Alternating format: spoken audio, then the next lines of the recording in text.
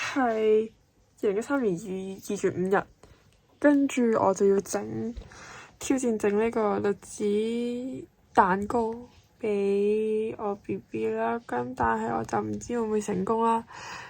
跟住就問細媽借咗啲工具啦。咁其實而家都唔喺度，同埋我陣咧，我媽係話會幫手整咯。唔知會點，加油！我哋而家整緊栗子蓉嘅部分啦。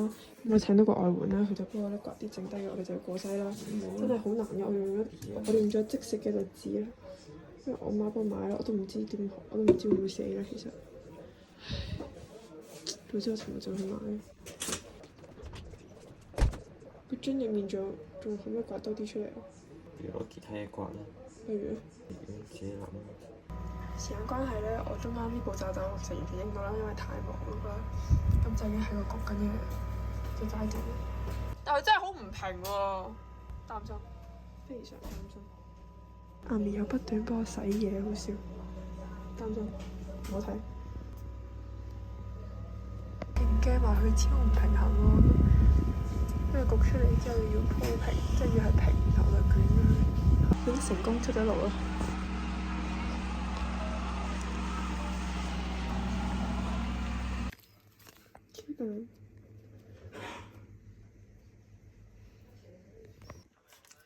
太熱，好好㗎。咩啊？屎！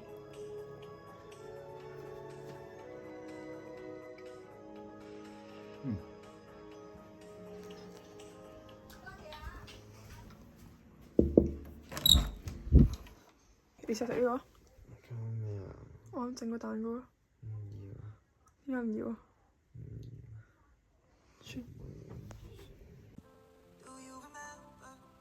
呢12點幾啦，定1點幾咧？我都唔知啦。跟住總之我整完啦，其實我未整完啦，因為我搽晒 cream 啦，包好咗嗰個卷啦，但係就要放落雪櫃雪1個鐘嘅，然後先擠嗰啲栗子蓉啦。跟住即係比我想象中順利好多啦，但係因為我驚栗子蓉太少啦，同埋我唔再等1個鐘啦，跟住就我會沖涼先瞓覺先，聽朝再整，同埋因為如果再唔夠栗子蓉咧，我就可以再整嘅，會要攪拌咧就好嘈啊，所以就聽朝先。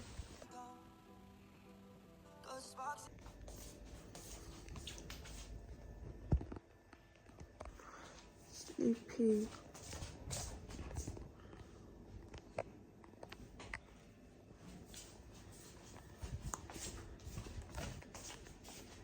咁而家就1點7咯，其實就整完㗎啦，完全冇拍到好少，因為時間都緊湊，希望計劃成功啦，緊張。